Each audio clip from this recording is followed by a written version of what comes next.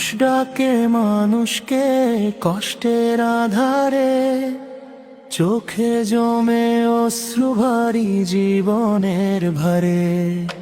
সেই ডাকে সাড়া দিয়ে আল যাজা আসে, ভালোবাসার আলো নিয়ে মানুষের পাশে। আল যাজা মানবতার ডাক, দুঃখী মানুষের জীবনে জাগাই নতুন আশা। আল যাজা মানবতার ডাক, দুঃখী মানুষের জীবনে জাগাই নতুন আশা।